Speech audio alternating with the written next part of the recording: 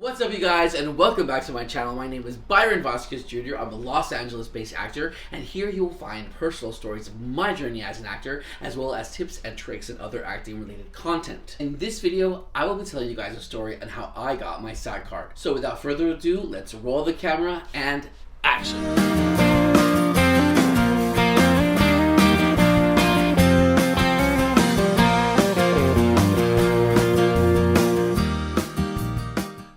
Ago, I posted a video about how I started doing extra work to begin my journey as an actor after I graduated from high school. And that's when I learned about the big goal, becoming a SAG actor. If you want to be a professional actor, you have to get your SAG card.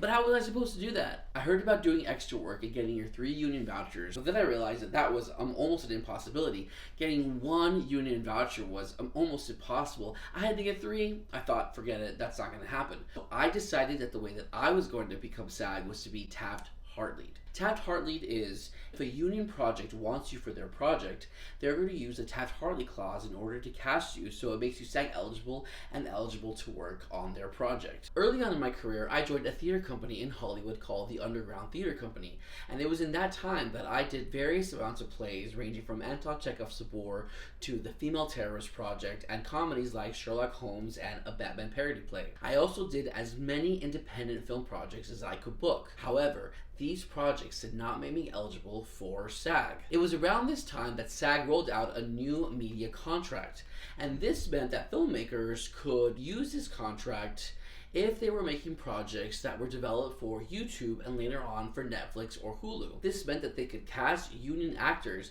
as well as non-union actors and make them SAG eligible. In 2012, I wrote, produced, and started my very first project called And Let God Do the Rest. Due to a misunderstanding, I chose the wrong contract. I developed this project under the regular short film contract. In that contract, I was able to hire union actors, but I was not able to Taft-Hartley myself. I was disappointed in the outcome, and I thought, I'm never gonna be SAG. The journey was long, and I felt like it was just not going to happen for me. Around 2014, I was asked by my theater company to participate in the Batman Parody play. Because I wanted to perform, I thought, why not? Let's do it. The play was fun and it was funny. It allowed me to meet some really cool actors. Well, one actor in particular liked my work, and he was developing a short film and he wanted to cast me for one of the roles.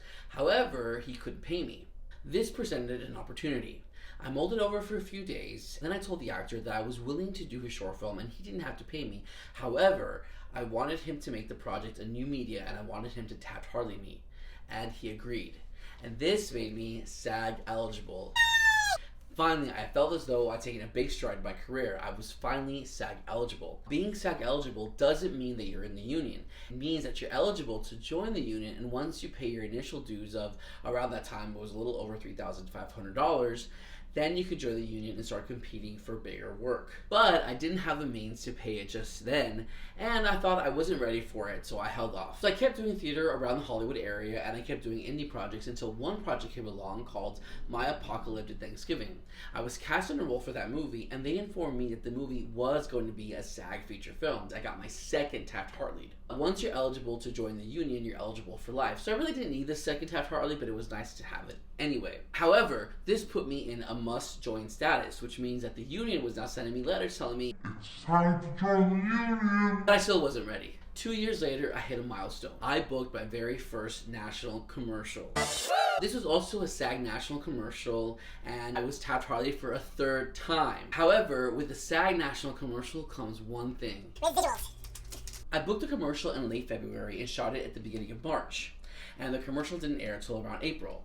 Around this time, Academy Award-winning producer and director Paul Haggis announced that he was holding an acting masterclass in Berlin, Germany. I decided that I wanted to go. I booked a 2-month trip. 1 month was going to be in Europe, and 1 month is going to be traveling all over the East Coast and Kentucky. I was going to leave mid-May and come back mid-July. I worked and I saved around $3,000 for this trip, and because it was my first trip in Europe, I overdid it on the spending a little bit. But I had a really great time in the masterclass. I got to meet actors from all over the world, and working one-on-one with an Academy Award-winning director was an incredible experience. I will be making a video on later. On my last day in Germany, I was about to fly back to New York City, and my family told me that my very first residual check had arrived.